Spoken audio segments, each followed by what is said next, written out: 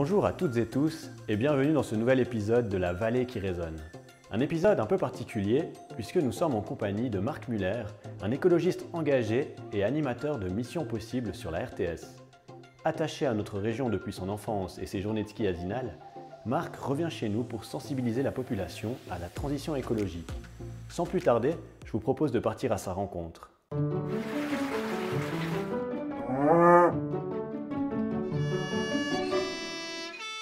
Alors aujourd'hui, dans le cadre de La Vallée qui résonne, on a la chance d'accueillir Marc Muller. Marc Muller, écologiste, mais surtout aussi animateur du magazine Mission Possible, qui est diffusé sur RTS. Il y a eu le premier épisode hier, d'ailleurs, dans la région de Boncourt.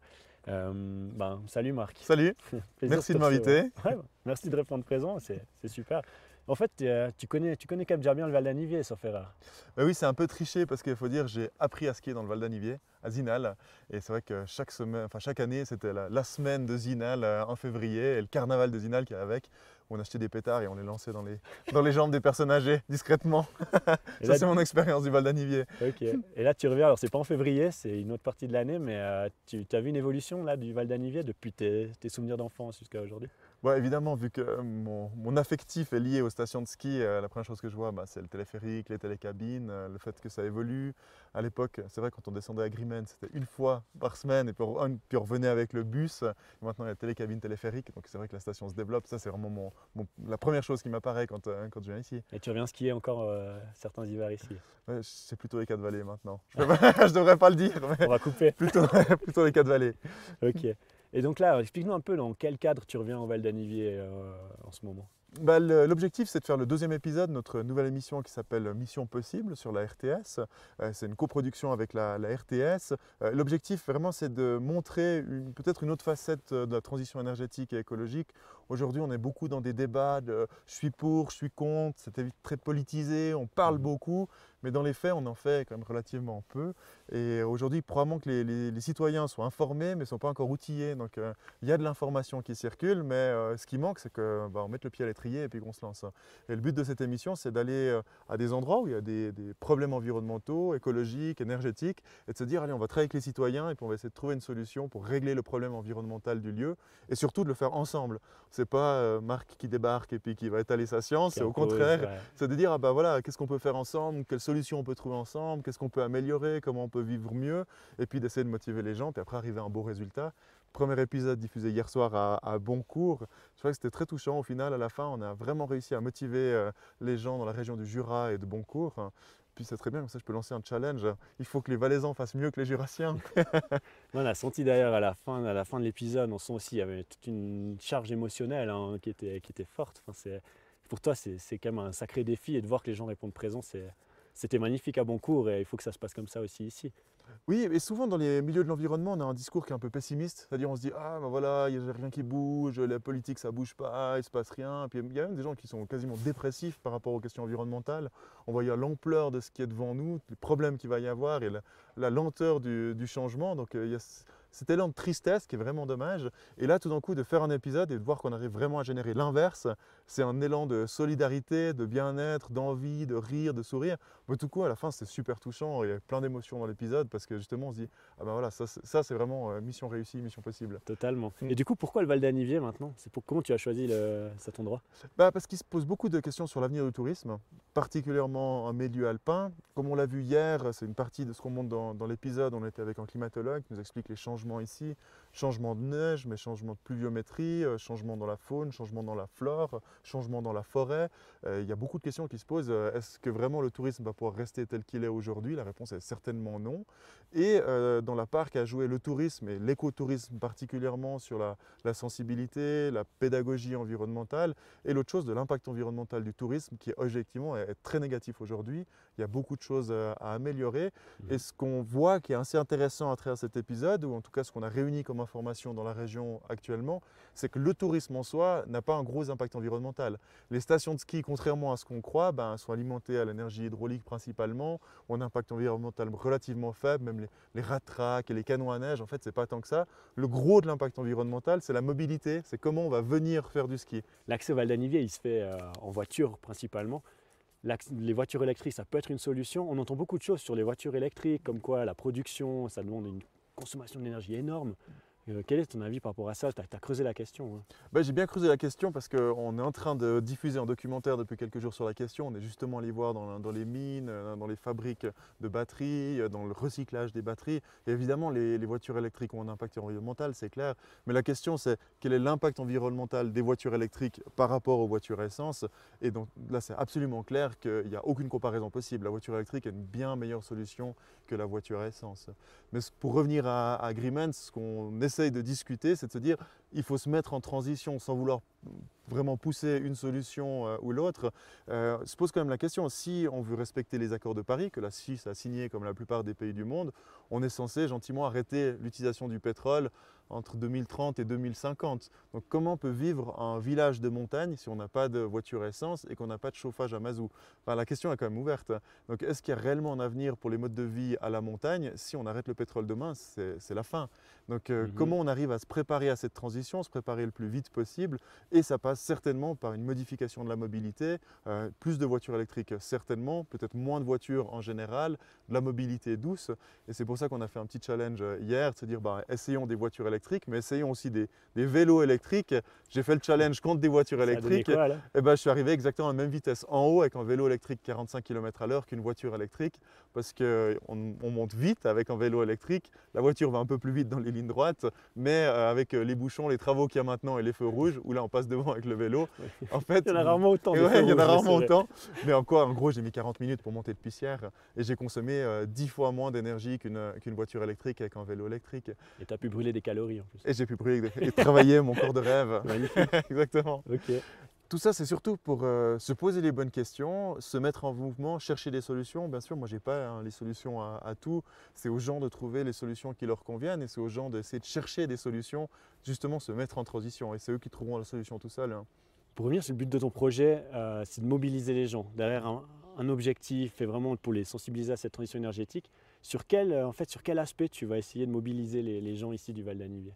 Les deux gros postes d'impact climat, en tout cas, et vu qu'ici on est vraiment lié au climat, avec la fonte des glaciers, les problèmes hydrologiques, c'est vraiment la mobilité et le chauffage au mazout, c'est les deux postes principaux.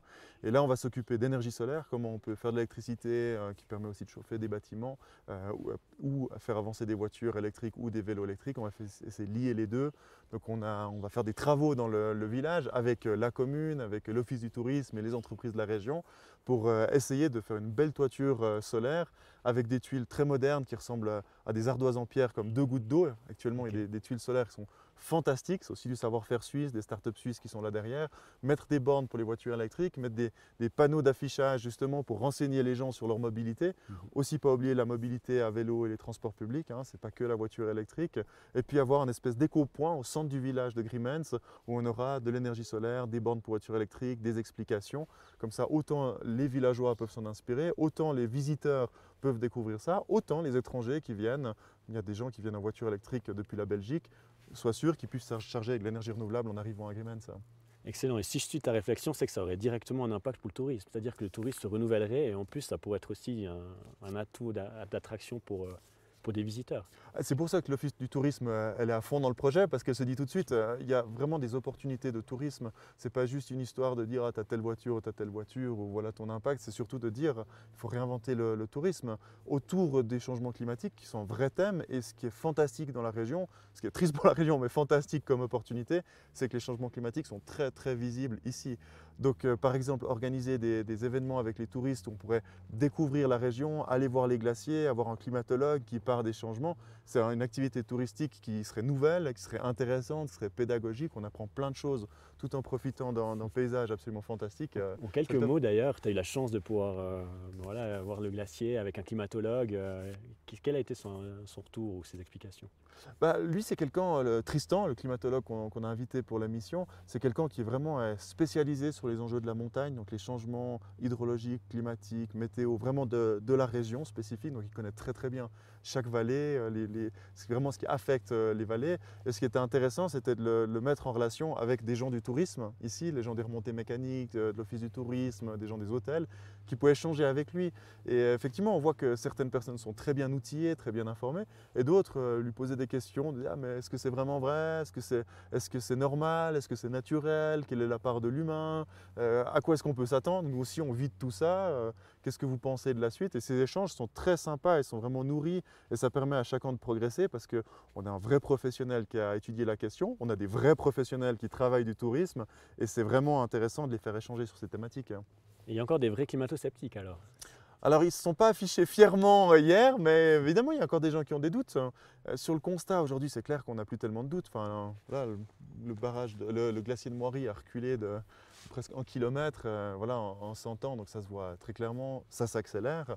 Puis après, sur la part, justement, la responsabilité de l'homme, là, il y a encore quelques personnes qui ont des doutes. Je crois qu'il n'y a plus de doutes scientifiques du tout aujourd'hui, mais il y a des gens qui ont des doutes, et c'est important de surtout pas dire non, moi je sais, toi tu sais pas, j'ai raison, mais au contraire d'engager un dialogue.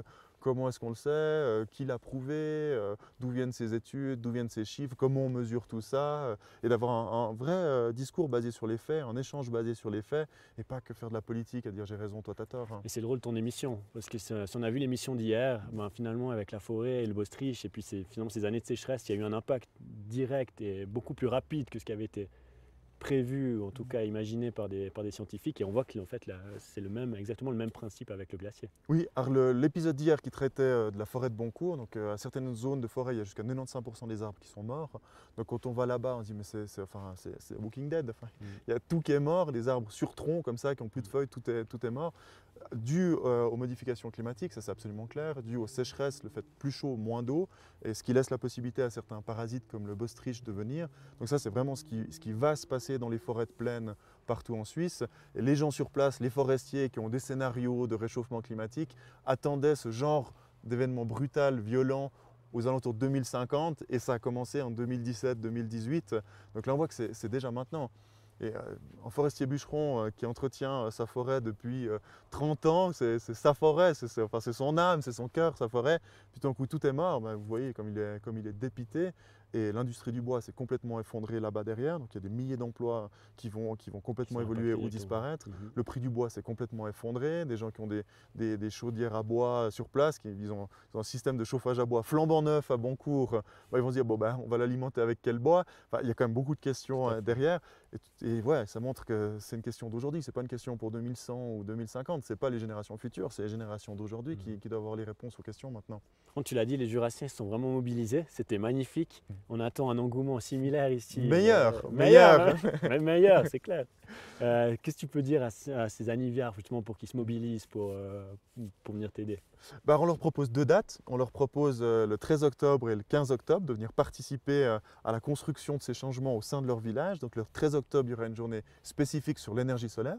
Si des gens simplement s'intéressent à l'énergie solaire, ils pourront venir découvrir les tuiles solaires, comment on monte une installation solaire, ils pourront venir sur le toit, pourront poser leurs questions, pour nous dire s'ils sont sceptiques par rapport à ça, s'ils trouvent ça beau, s'ils trouvent ça moche, s'ils trouvent ça convaincant ou pas. Donc c'est vraiment une journée de débat ouvert, on est là pour convaincre personne, c'est vraiment discuter, voir, toucher, essayer. Ça c'est le 13 octobre. Et puis le 15 octobre, on aura fini tous ces travaux, il y aura des pancartes, il y aura des bornes pour voitures électriques, il y aura des bornes pour les vélos électriques, la toiture qui sera finie. Et là on fera une grosse fête du village, on espère que tout le monde viendra en fin d'après-midi manger la soupe tous ensemble, et puis discuter peut-être de la suite, ou bien avoir des retours, et puis surtout prendre du bon temps tous ensemble. Magnifique, c'est un super programme. Pour s'inscrire, ça se passe auprès d'Anivet Tourisme. L'Office du tourisme, exactement. Il y aura des flyers qui seront envoyés tout prochainement dans les boîtes aux lettres par la commune et l'Office du tourisme et nous, la RTS. Donc on va inviter tout le monde, et puis tout le monde est le bienvenu spontanément pour discuter, critiquer, féliciter. Vraiment, il faut venir. En tout cas, on va relayer le message, on va motiver tous ceux qu'on croise. Ça, tu peux compter sur nous. Volontiers, merci. Un grand merci Marc, c'était vraiment un plaisir de t'écouter. Et puis on va se revoir très vite ces prochaines semaines de toute façon. À bientôt, merci. Et je compte sur toi, il faut aussi que tu sois là le 13 et 15. Je vais noter la date. Parfait. Merci beaucoup, merci. À bientôt.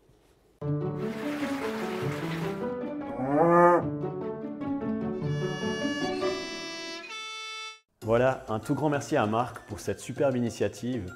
Comme on l'a dit, on compte sur vous tous pour jouer le jeu et venir lui donner un coup de main le mardi 13 octobre à Agreements. Ou alors, simplement partager le verre de l'amitié le jeudi 15 octobre. Plus d'informations arriveront sous peu.